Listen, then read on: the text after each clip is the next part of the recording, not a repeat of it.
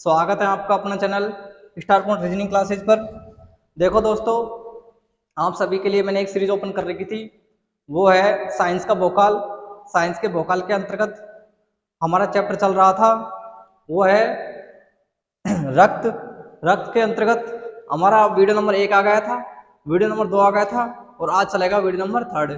Video number 3 में हमारे completely question आने वाले हैं। इन क्वेश्चनों के अंतर्गत मैं आपको जो भी पढ़ाया गया था वीडियो नंबर 1 में और वीडियो नंबर 2 में, उसको ऑल कंप्लीटली यही रिवीजन करवा दूंगा। और इसमें कुछ ऐसे क्वेश्चन देखने के लिए मिलेंगे जो आपको काफी सारे कंपटीशनों में देखने के लिए मिले हैं। कुछ बहुत अच्छे अच्छे क्वेश्चन आपको देखने के लिए मिले हैं। तो आज का समय बहुत कम होते हुए हम वीडियो की शुरुआत करते हैं। देखिएगा दोस्तों, रक्त का पीएच कितना पाया जाता है? तो रक्त का पीएच पाया जाता है 7.5। 7.5 हल्का क्षारीय, ठीक है। अब इसके अलावा यहाँ पे अपना क्वेश्चन खत्म नहीं होता। इसके अलावा देखते हैं कि रक्त की खोज वो की है कार्ल लैंडस्टीनर। कार्ल लैंडस्टीनर ने 1902 में। कार्य पूछ लेता है, ये हो गए कार्य। कार्य हो गया अपने तापमान,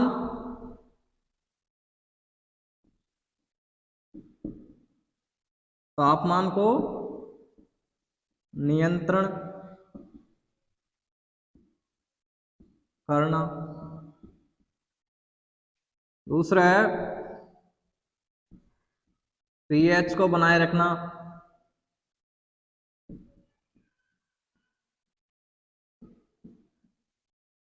अगला है अपना उत्सर्जन। आधी जगह पे रक्त काम में आता है। 1 मिनट आप कॉपी करिएगा बस।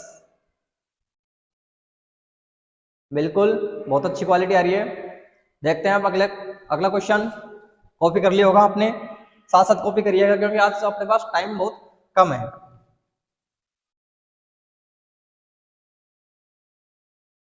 आते हैं अगला। अगला अपना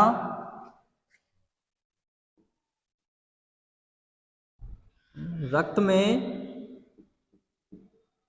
प्लाज्मा कितने प्रतिशत पाया जाता है?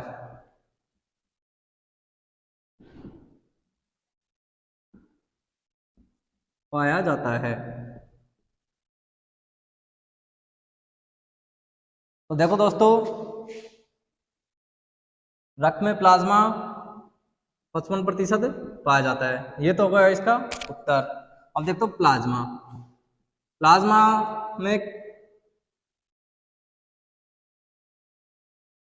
3 प्रकार के पदार्थों से मिलकर बना होता है। एक होता है जल, एक होता है खनिज, एक होता है अपना प्रोटीन। प्रोटीन पाया जाता है 6 से 7%, खनिज पाया जाता है 2 से 3%, जल पाया जाता है 90 से 92%। ठीक है, ये हो गया प्लाज्मा। प्रोटीन, 3 प्रकार की प्रोटीन पाई जाती है। ग्लोबिन, एल्बुमिन व हाइब्रिन। ठीक है, ये हो गया अपना प्लाज्मा। खत्म। इसके बाद में अगला क्वेश्चन देखो, कॉपी कर लो फटाफट। अगला क्वेश्चन है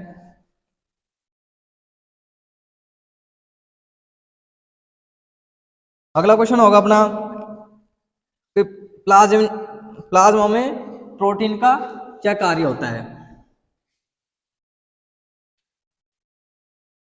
क्वेश्चन नंबर 3।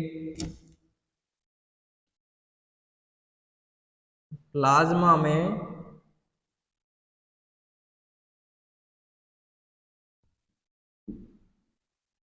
प्रोटीन का क्या कार्य होता है।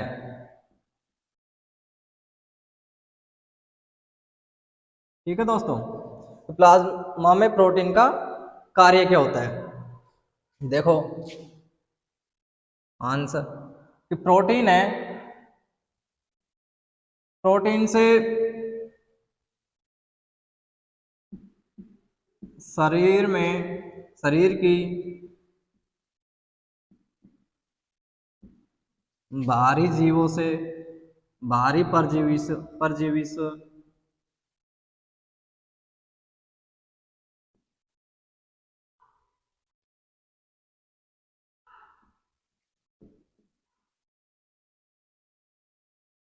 सुरक्षा,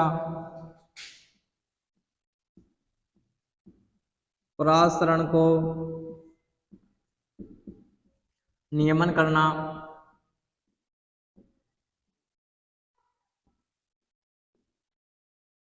अगला है अपना इसमें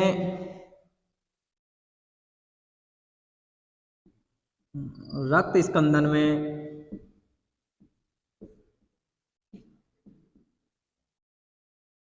भूमिका अदा करना,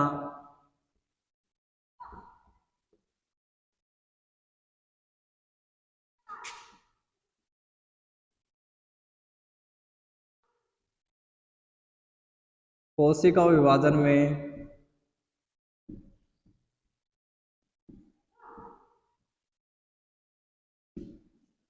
सहायक होना।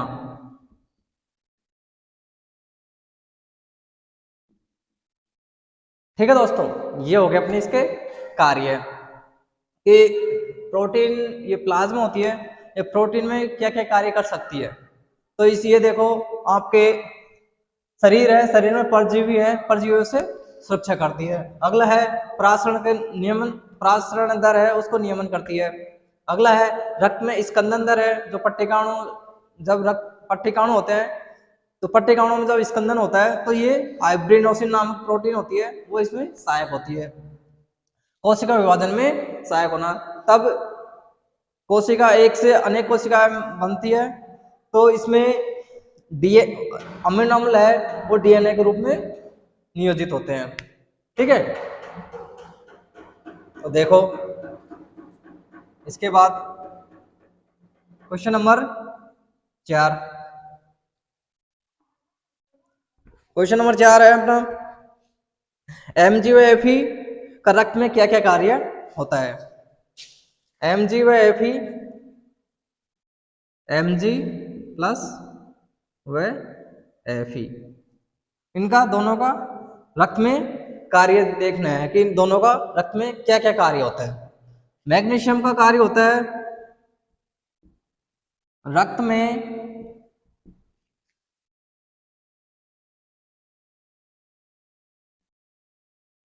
परासरण दर को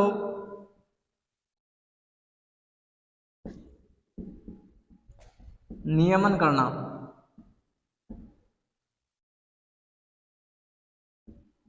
इसके बाद एफई का कार्य होता है, एफई का कार्य होता है हीमो नामक वर्णन का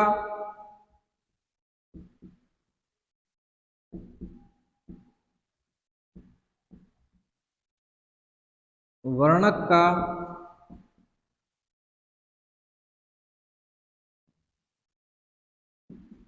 संख्या में वृद्धि करना।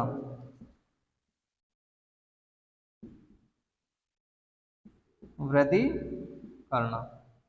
देखो दोस्तों, अपना Mg यानी मैग्नीशियम और अपना फेरस, मैग्नीशियम का काम होता है कि अपने जो रक्त में प्रासरण दर होती है उसको नियमित करना, और अपना फेरस है, फेरस में हीमोग्लोबिन जो पाया जाता है, जो हीमोग्लोबिन है वो फेरस की वजह से ही लाल होता है। इसमें हीमो नामक वर्णन होता है, तो हीमो को संख्या में वृद्धि, ये लोहा यही वृद्धि करता है। ठीक है, अब एक छोटा सा आपको एक कंसेप्ट बताता हूँ, वो भी करिएगा। बिल्कुल सही आ रही है क्वालिटी, कोई दिक्कत नहीं है, आराम से कॉपी करिएगा। देखो ये होता है mg में, ये प्लस प्लस लगा रखा है मैंने, और एफ में प्लस लगा रखा है। इसका पता है क्या किसी को? बता दो किसी को पता हो तो। आपको मैंने पिछली बार पढ़ाया था zero to hero level series, और मैंने कल उसमें लिंक भी डाल रखी थी, तो उसको किसी ने नहीं देखा होगा। मेरे को पता है वो तो, कोई देखेगा क्यों, जब तक कहेगा नहीं कोई, जब तक देखेगा नहीं। कल की एग्जाम है, ग्रुप डी वालों देख लो इनको एक बार अच्छी तरीके से। देखो इसको उतार लिया होगा आपने।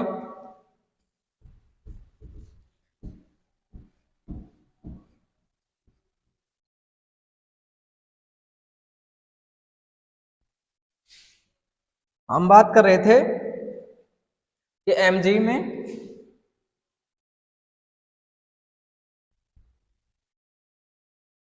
mg प्लस प्लस व एफ ही प्लस क्यों होता है। हम देखते हैं मैग्नीशियम के में परमाणु क्रमांक कितना होता है, ये होता है 12, इसका कितना होता है 26। इसमें अपना अष्टक पूरा करता है मैग्नीशियम, अष्टक कितने पे पूरा कर लेता है 10 पे। तो ये धनावेश होने के कारण इसमें 2 आयन बच जाते हैं, इसलिए इसको प्लस प्लस लिखा जाता है। वो हमारे केमिस्ट्री वाले वीडियो में है, zero to hero level series, उसमें ये बहुत अच्छे तरीके से बताया गया है आपको, कंफर्म तरीके से, बिल्कुल छोटी से छोटी चीज को लेके बताया गया है, तो आप उसको जरूर देखिएगा। और फेरस इसमें +1 बच जाता है, ठीक है। तो ये तो कंप्लीट हो गया। इसके बाद में क्वेश्चन नंबर 5 देखते हैं अपन। क्वेश्चन नंबर 5 है अपना, अमीनो अम्ल व ग्लूकोज का क्या कार्य होता है। अमीनो अम्ल व ग्लूकोज का क्या कार्य होता है। सबसे पहले अमीनो अम्ल देख लेते हैं। अमीनो अम्ल,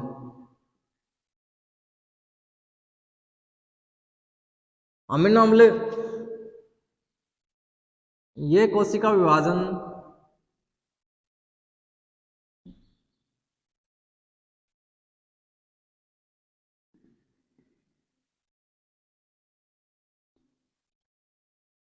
होने पर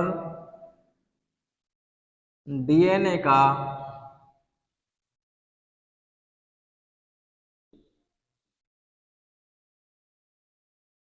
निर्माण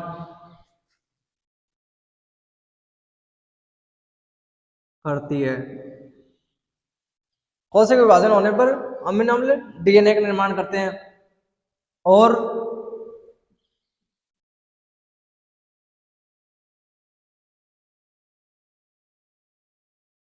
तरल संयोजी ऊतक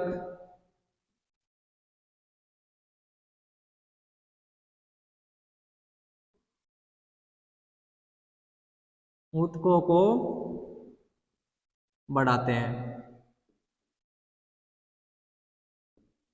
एक छोटा सा क्वेश्चन है, तरल संयोजी ऊतक क्या होता है। क्या होता है तरल संयोजी ऊतक। अब देखो अपन उत्तर में से भी क्वेश्चन ढूंढेंगे और उसका उत्तर देने की कोशिश करेंगे।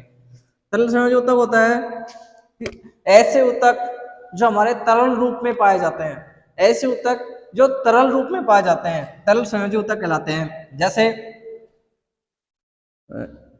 आरबीसी, डब्ल्यूबीसी व प्लेटलेट्स,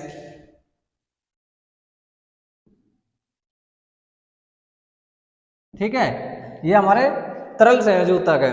कंप्लीट मिला के हम इसको रक्त भी कह सकते हैं, ठीक है। इसके बाद मैंने बताया था ग्लूकोज।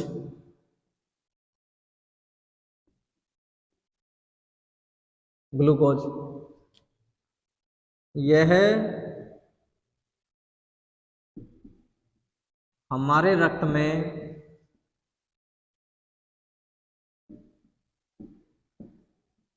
रक्त शर्करा को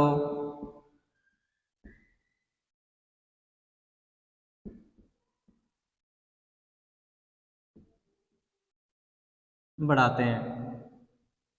हमारे रक्त में रक्त शर्करा को नियमित करना सब इसका कार्य होता है। तब हमारे शरीर में ग्लूकोज की कमी आती है, मतलब हमारे शरीर में जो रक्त है उसमें रक्त शर्करा की कमी हो जाती है, इसलिए ग्लूकोज की बोतल चढ़ाई जाती है। ठीक है, ये हो गया अपना ग्लूकोज।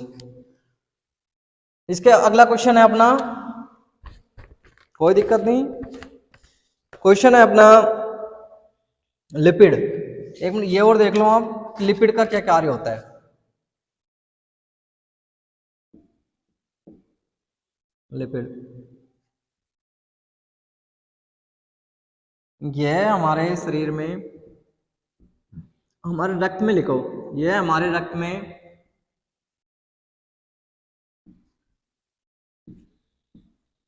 ऊर्जा का संरक्षण का कार्य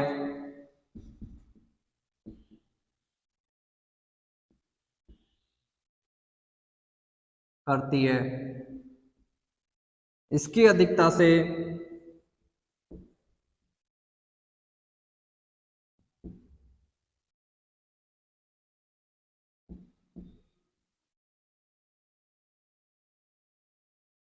वाय वाहिकाओं में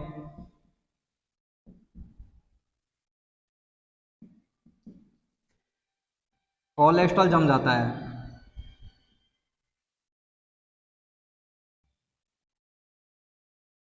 जम जाता है। 1 मिनट दोस्तों, ओनली 1 मिनट।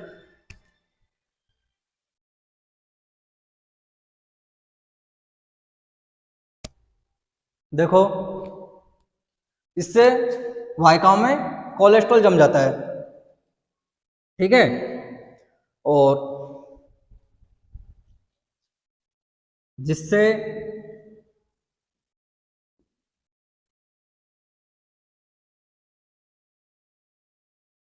ऐसे लिख लो, जम जाता है। इसे हटाने के लिए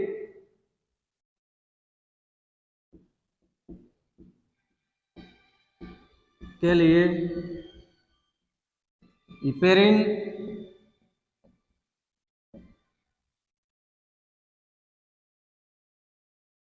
का उपयोग किया जाता है। इपेरिन प्रोटीन का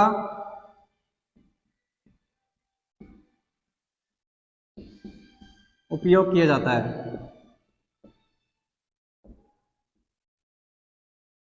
किया जाता है। ठीक है, ये हो गए अपने लिपिड, अमीनो अम्ल का कार्य, ग्लूकोज का कार्य एवं लिपिड का कार्य। जो आपको मैंने पिछले वीडियो में बताया था, उस टाइम मैंने आपको इनके कार्य नहीं बताए थे, तो मैंने सोचा कि इनके कार्य मैं क्वेश्चनों में लूंगा तो और बेटर रहेगा। 1 मिनट दोस्तों, आप कॉपी करिएगा, कॉपी करिएगा दोस्तों। आशा करता हूँ शायद कॉपी कर लिया होगा। कुछ नहीं, वो एक कॉल आ गया था, देख लो वापस। इसको एक बार दोबारा समझा देता हूँ। अमीनो अम्लों का कार्य होता है, ये हमारे कोशिका विभाजन होती है, इनके जब डीएनए होता है तो डीएनए में की संख्या में वृद्धि करती हैं। ठीक है, और तरल संयोजकता को बढ़ाती हैं, जैसे आरबीसी, डब्ल्यूबीसी, प्लेटलेट्स, इनको सबको बढ़ाने का कार्य करती है। इसके बाद ग्लूकोज, ग्लूकोज से हमारे जो रक्त शर्करा होती है उसको मेंटेन किया जाता है, कि उसको ज्यादातर बढ़ाया जाता है ग्लूकोज से। आपने पढ़ा होगा ग्लूकोजो से शर्करा बनती है। ठीक है, तो शर्करा मतलब रक्त में रक्त शर्करा कार्य बढ़ाती है। इसके बाद लिपिड, लिपिड हमारे शरीर में जो ऊर्जा का संरक्षण करते हैं, वह हमारे शरीर के प्रत्येक अंग तक, प्रत्येक ऊतक तक ऊर्जा को पहुंचाते हैं रक्त के माध्यम से। उसके बाद जो ज्यादा इसकी मात्रा बढ़ जाती है, ये कोलेस्ट्रॉल की मात्रा ज्यादा बढ़ जाती है, तो रक्त वाहिकाओं में थक्का जमने लगता है, उससे बीपी हाई होने लगती है, ब्लड प्रेशर बढ़ता है। अब इसको हटाने के लिए हम यूपेरिन प्रोटीन का उपयोग करते हैं। ठीक है, आगे देखो, 1 मिनट।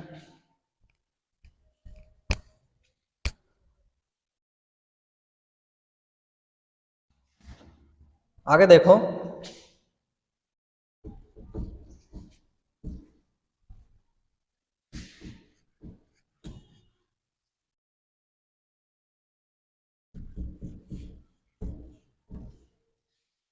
देखो इनके कार्य हो गए थे अपने। इसके बाद संगठित पदार्थ की मात्रा कितनी पाई जाती है? रक्त में संगठित पदार्थ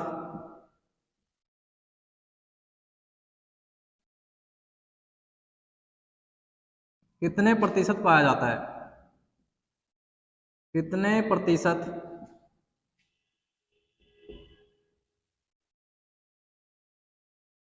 पाया जाता है? आपको करवा दिया दोस्तों मैंने। कितना पाया जाता था? 45%। लेकिन हमको यहीं यहीं पे ही नहीं रुकना कि हमको 45% आगे और हमको आगे नहीं बढ़ना, क्योंकि हमको ये देखना है संगठित पदार्थ। संगठित पदार्थ देखो दोस्तों तीन प्रकार के होते हैं, आरबीसी, डब्ल्यूबीसी और बिंबाणु।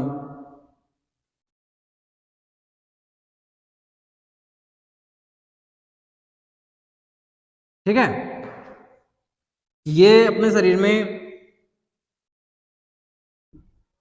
5 से 5.5 लाख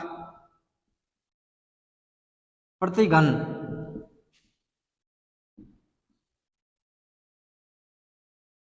ऐसे लिख लो,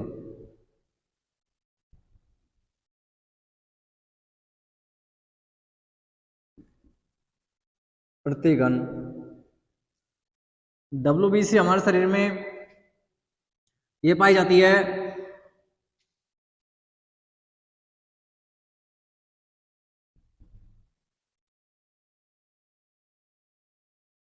कणिकाणु और अकणिकाणु।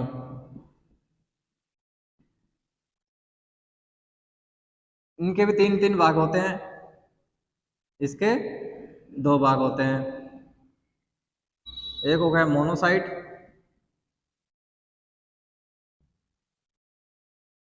एक हो गया लिम्फोसाइट।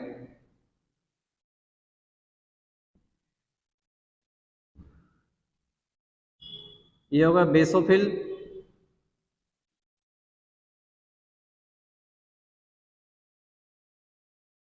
अच्छी तरह से देख लो कोई दिक्कत नहीं। बेसोफिल,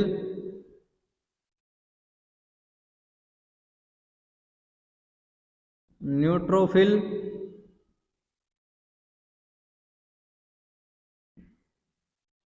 या सिनोफिल।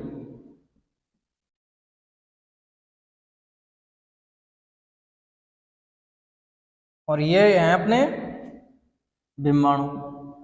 बिम्बाणु हमारे शरीर में 23 लाख, सॉरी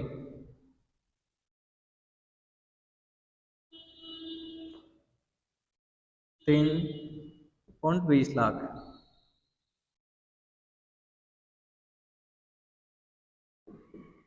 प्रति घन पाए जाते हैं। ठीक है, इस प्रकार से इसको देखिए।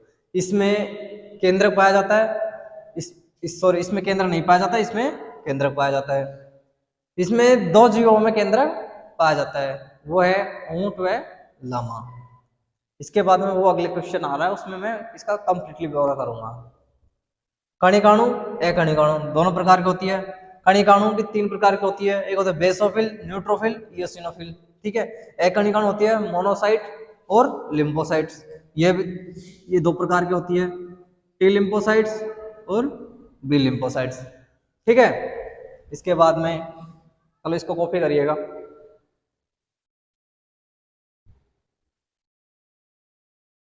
बिल्कुल दोस्तों,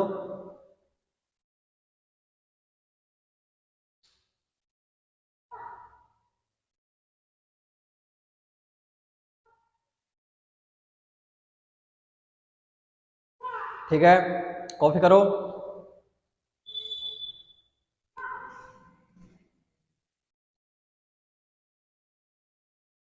मानता हूं शायद कॉपी कर लिया होगा आपने।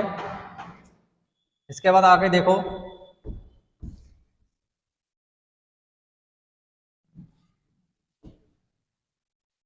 अगला क्वेश्चन है अपना, ऐसे कौन से स्तनधारी हैं जिनके आरबीसी में केंद्रक पाया जाता है? मैंने बोला था ना अगला क्वेश्चन है। ऐसे कौन से स्तनधारी हैं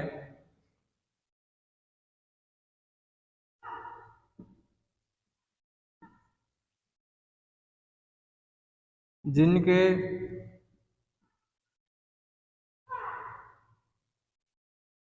आरबीसी में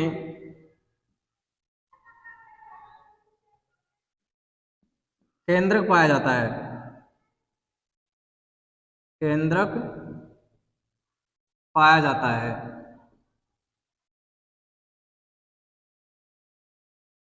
वो है अपना ऊंट एवं लामा। ये दोनों जी, ये राजस्थान में, और ये लामा है, ये हमारा ऑस्ट्रेलिया में पाया जाता है। ठीक है। इसके बाद देखो अगला क्वेश्चन। अगला क्वेश्चन है अपना 100 ml रक्त में आरबीसी की कितनी मात्रा पाई जाती है? 100 ml रक्त में आरबीसी की कितनी मात्रा पाई जाती है? ये आप बताओ कमेंट बॉक्स में, जल्दी से छापिएगा कमेंट कमेंट बॉक्स में कि आरबीसी की 100 ml रक्त में कितनी मात्रा पाई जाती है। जल्दी से मैं आपका कमेंट देख रहा हूँ, जल्दी से देखिएगा। ये होती है 12 से 16%।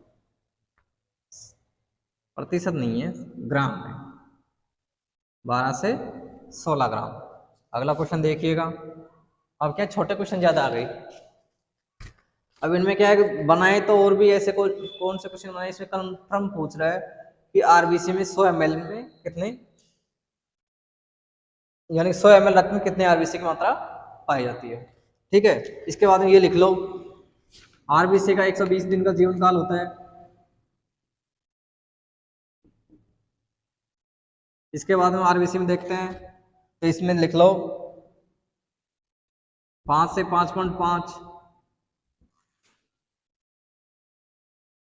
लाख प्रति घन। इसके बाद आप लिखो इसके निर्माण अस्थि मज्जा में।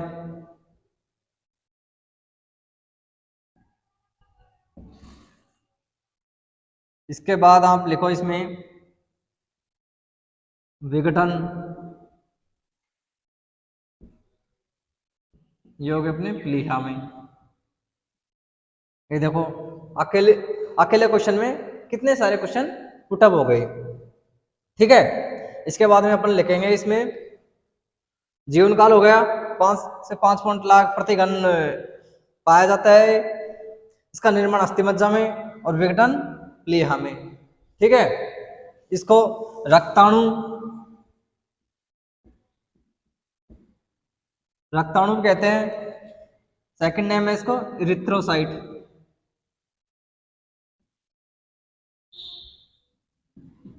इरिथ्रोसाइट। कॉपी करिएगा फटाफट।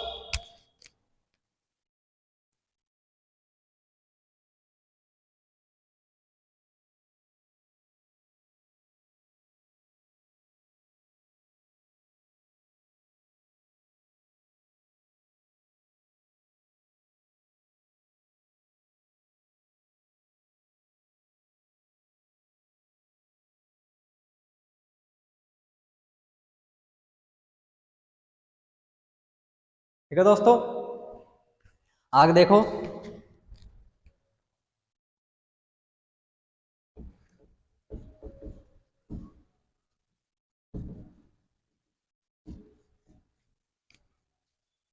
इसके बाद हम अगले क्वेश्चन पे आते हैं। अपने हो गए क्वेश्चन नंबर 8। 8 हो गए। आगे देखते हैं हम।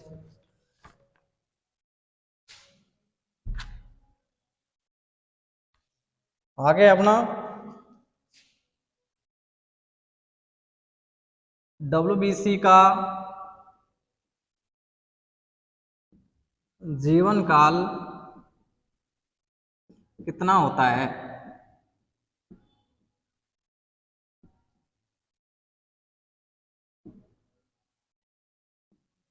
WBC का जीवन काल कितना होता है?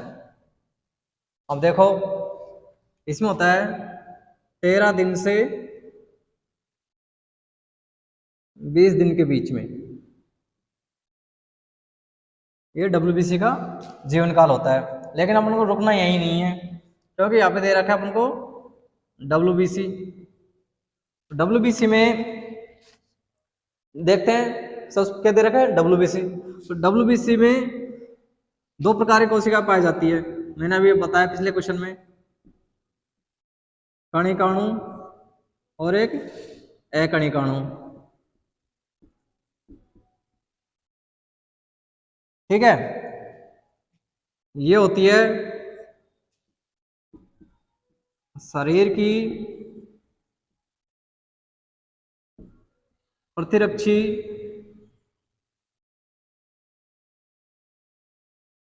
प्रतिरक्षियों की संख्या को बढ़ाती है।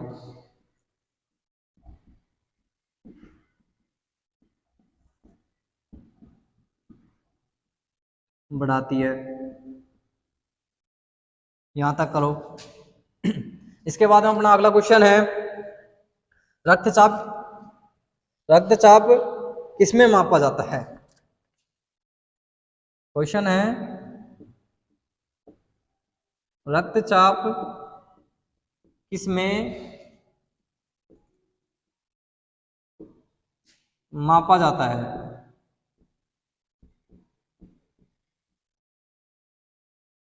रक्तचाप किसमें मापा जाता है? तो ये है अपना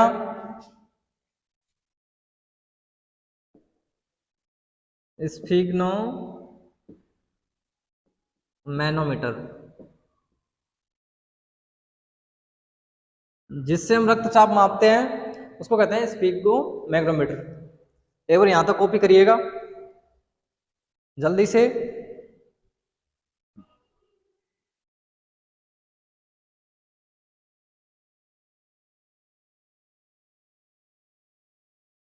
देखिएगा, कॉपी कर लिया आपने?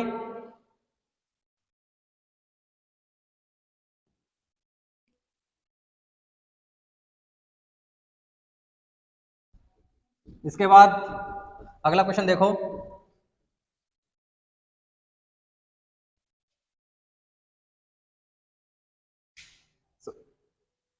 रक्तचाप क्या होता है? रक्तचाप, रक्तचाप का मतलब होता है रक्त का दबाव। सामान्य मनुष्य में कितना पाया जाता है? सामान्य में पाया जाता है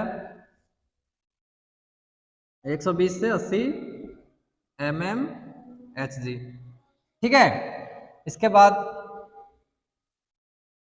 किसमें मापा जाता है? स्फिग्नो मैनोमीटर।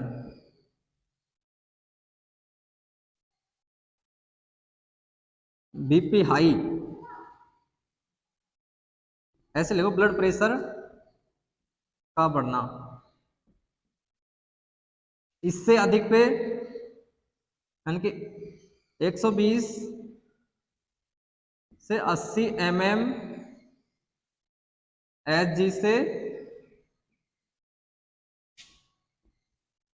ज्यादा होना। ठीक है, बीपी लो,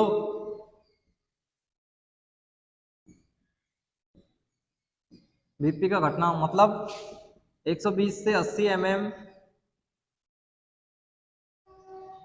से घटना। ये हो गया, जैसे अपन बोलते हैं किसी का बीपी हाई हो गई या फिर बीपी लो हो गया, तो इसमें 180 mmHg से ज़्यादा हो जाता है तो हो जाता है ब्लड प्रेशर का बढ़ना, बीपी हाई हो जाती है। और 180 mmHg सॉरी 120 से 80 mmHg से जो कम हो जाता है ब्लड प्रेशर, तो उसको कहते हैं बीपी लो हो जाना। ठीक है, ये होगा अपना रक्तचाप। इसके बाद देखो,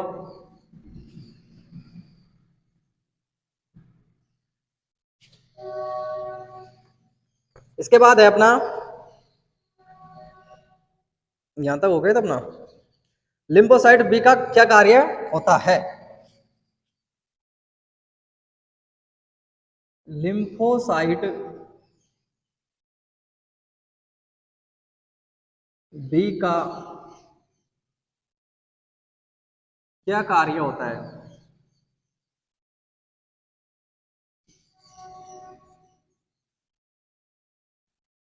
लिम्फोसाइट्स बी का कार्य क्या होता है? तो देखो लिम्फोसाइट्स बी ये अपनी जो अस्थि मज्जा है,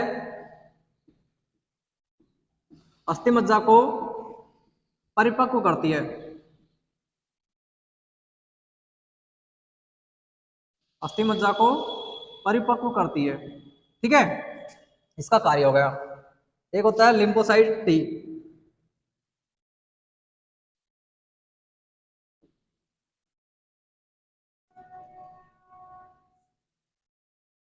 ये होता है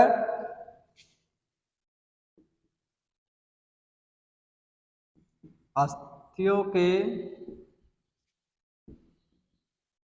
केंद्रीय भाग को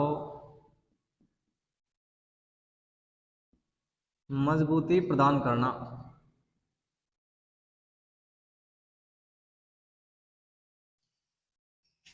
और क्या कार्य होता है इसका?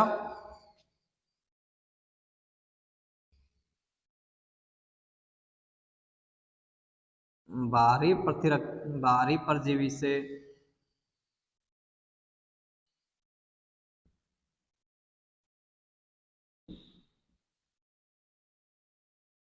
सुरक्षा करना। ठीक है, इसका कार्य हो गया। लिम्फोसाइट्स के बाद में अगला है अपना पट्टिकाणु का निर्माण। पट्टिकाणु का किसमें निर्माण होता है? पट्टिकाणु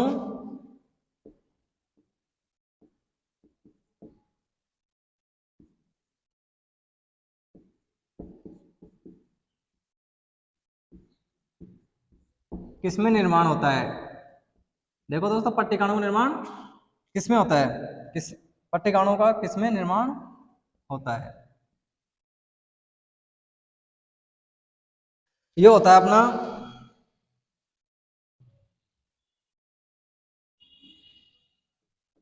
मेगा कैरियोटिस।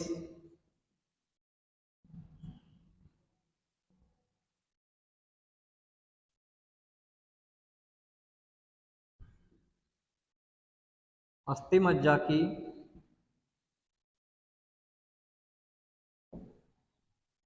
एक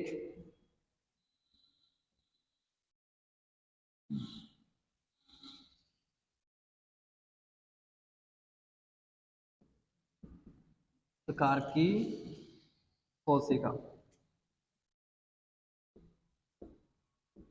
अस्थि मज्जा की एक विशेष प्रकार की कोशिका। ठीक है, तो इसके विघटन से इसका निर्माण होता है। कॉपी करिएगा आप, जिसको स्क्रीनशॉट लेना हो स्क्रीनशॉट लीजिएगा, और जिसको कॉपी करना हो जल्दी से कॉपी करिएगा, क्योंकि टाइमिंग बहुत कम है अपने पास। आशा करता हूँ शायद कॉपी कर लिया होगा आपने। जब टाइम का अभाव होने की वजह से थोड़ा जल्दी करेंगे अब।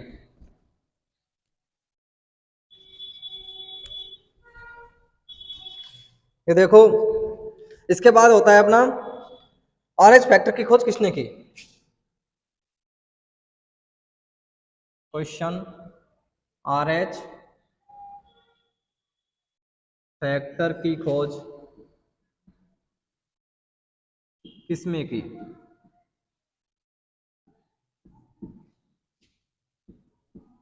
देखो दोस्तों, आरएच फैक्टर आ गया, तो आरएच फैक्टर मतलब इसकी खोज की है 1917 में हुई थी। वो पिछला मैंने थोड़ा गलत हो गया था, 1902 को 1917 कर लेना। 1917 में लैंड स्टीनर ने इसमें की मकाका रिसस, मकाका रिसस नामक बंदर में की। कितने प्रकार का पाया जाता है? RH पॉजिटिव और RH नेगेटिव। ठीक है, ये हो गया RH फैक्टर। अगला क्वेश्चन अपने इधर को कर लेते हैं। इसके बाद अपना है ऊतक द्रव किसे कहते हैं? ऊतक द्रव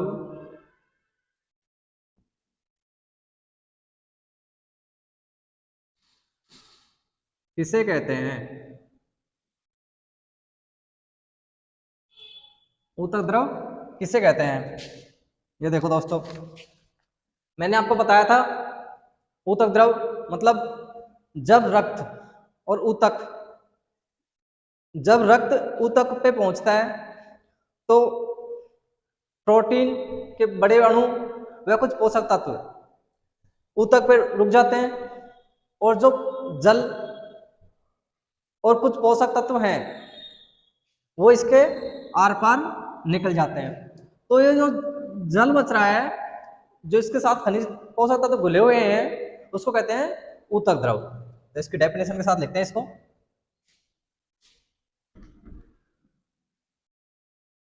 जब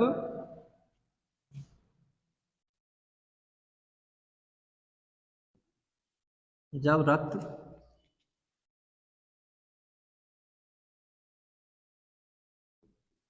ऊतकों के साथ बहता है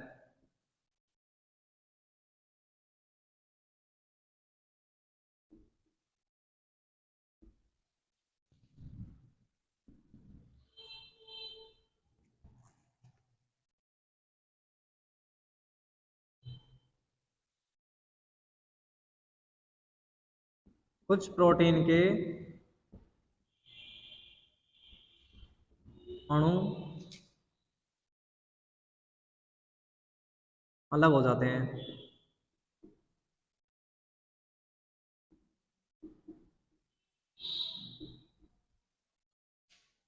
वह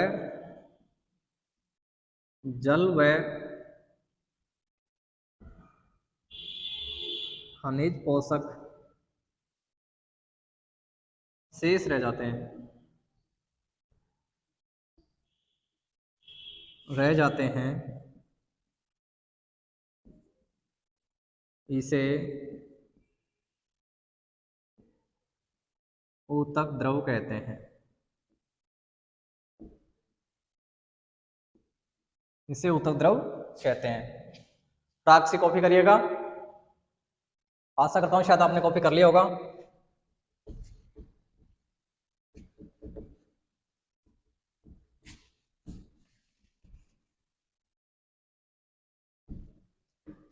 इसके बाद देखो, ऊतक द्रव हो गया अपना। इसके बाद में होता है मोनोसाइट का क्या कार्य होता है?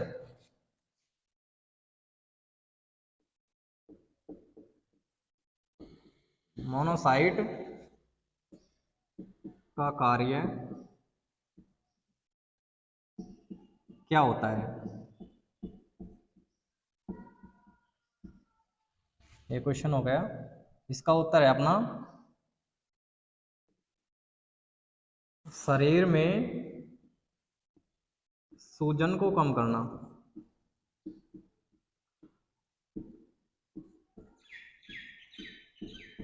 ठीक है, शरीर में ये सूजन वगैरह आ जाती है तो उसके लिए मोनोसाइट्स का काम करते हैं। एवं अगला है इसका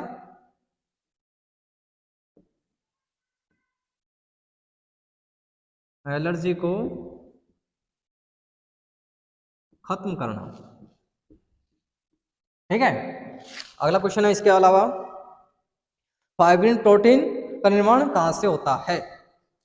आपको बताया था कि अपने प्लाज्मा में एक प्रोटीन पाई जाती है, एक ने 3 प्रोटीन पाई जाती है, ग्लूकोज, एल्बुमिन व फाइब्रिन।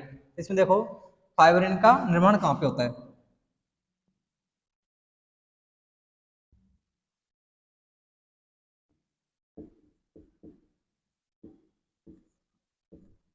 फाइब्रिन का निर्माण कहाँ पर होता है? कहाँ पे होता है दोस्तों? ये होता अपना यकृत में। कहाँ पे होता है? यकृत में। इससे अगला क्वेश्चन है अपना, लाल उदर कणिकाओं में हीमोग्लोबिन कितने प्रतिशत पाया जाता है? यह करवा देता हूं।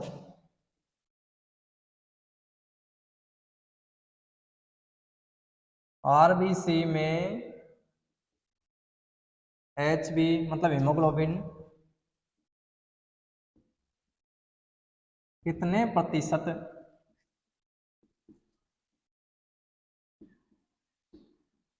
पाया जाता है?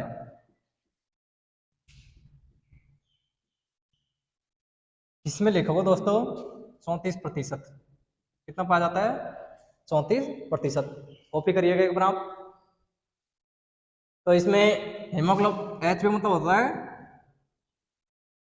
हीमोग्लोबिन। क्या होता है? हीमोग्लोबिन। ठीक है, कितना पाया जाता है? 34%, मतलब 34%।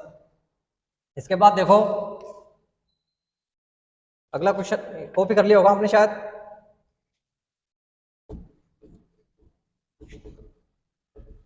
जितने भी इंपॉर्टेंट क्वेश्चन बनेंगे मैं आपको अभी करवा देता हूं।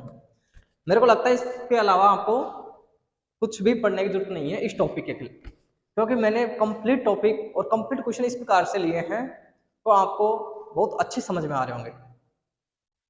इसके बाद रुधिर वाहिकाओं में रुधिर का थक्का जमने पर कौन सी प्रोटीन, जो मैंने आपको करवा दिया था, मतलब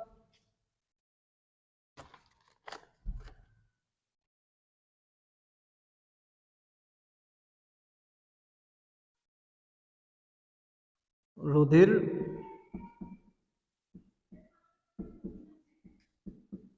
वाहिकाओं में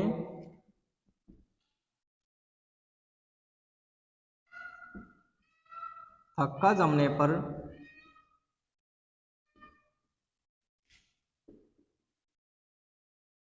कौन सी प्रोटीन का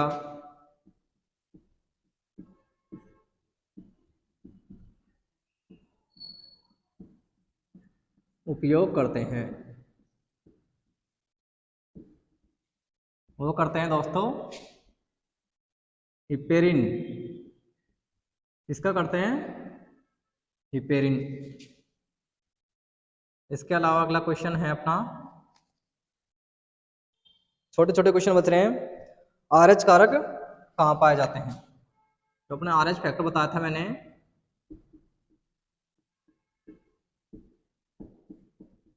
कहाँ पाए जाते हैं?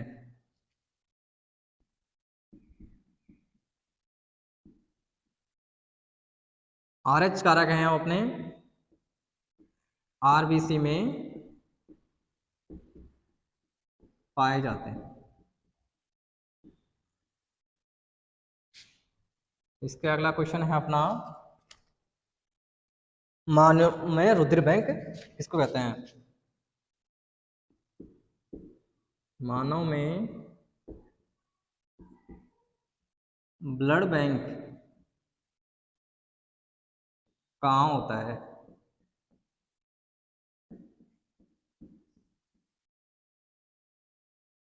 ये होता है अपना प्लीहा। कहाँ पे होता है दोस्तों? प्लीहा। कॉपी करिएगा आप। अच्छी क्वालिटी है, कोई दिक्कत नहीं है, बहुत अच्छा, कॉपी करते रहिएगा। तो देखो रुधिर वाहिकाओं में थक्का जमने पर कौन से प्रोटीन का काम में लेते हैं? वो होती है अपने हिपेरिन। इसके बाद आरएच कारक कहाँ पाए जाते हैं हमारे शरीर में? जो पाए जाते हैं आरएच पॉजिटिव, आरएच नेगेटिव, ये पाए जाते हैं हमारे आरबीसी में। ठीक है, इसके बाद में मानव में ब्लड बैंक कहाँ होता है? मानव में ब्लड बैंक हमारे प्लीहा में होता है। कहाँ पे होता है? प्लीहा में। तो आशा करता हूँ दोस्तों आपने इन क्वेश्चनों को किया भी होगा, इनमें से काफ़ी सारे क्वेश्चन आप पे आते भी होंगे और काफ़ी सारे क्वेश्चनों का आपने खुद ने भी उत्तर दिया है, ये मेरे को कंफर्म पता है। तो इसमें से मैं ये नहीं कहता कि सब कुछ हो गया, क्योंकि अभी काफ़ी सारी चीज़ें हैं, लेकिन जितना आपको ज़रूरत है, जितनी आपके एग्जाम में पूछी जाती है, वो इन्हीं से पूछी जाती है, इनसे बाहर आपसे इतना नहीं पूछा जाता है, क्योंकि सभी चीज़ों का एक फिक्स लेवल होता है और वो अपने फिक्स लेवल के साथ ही पूछी जाती है।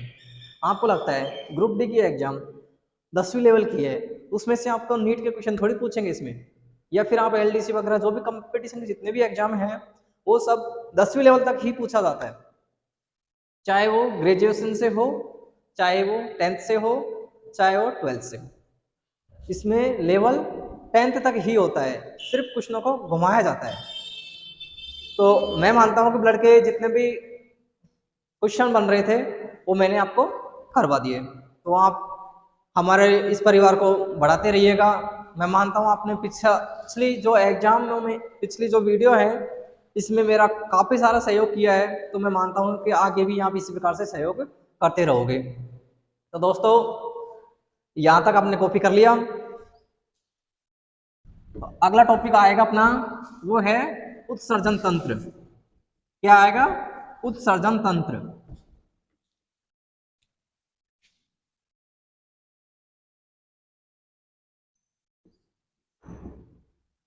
मैं जितने भी सारे टॉपिक करवा रहा हूं ये एग्जामों में आएंगे, ग्रुप डी, एलडीसी और जितने भी आपके कंपटीशन जिसमें साइंस पूछी जाती है इनमें से क्वेश्चन देखने आपको जरूर मिलेंगे, इसलिए आप इनको जरूर देखिएगा।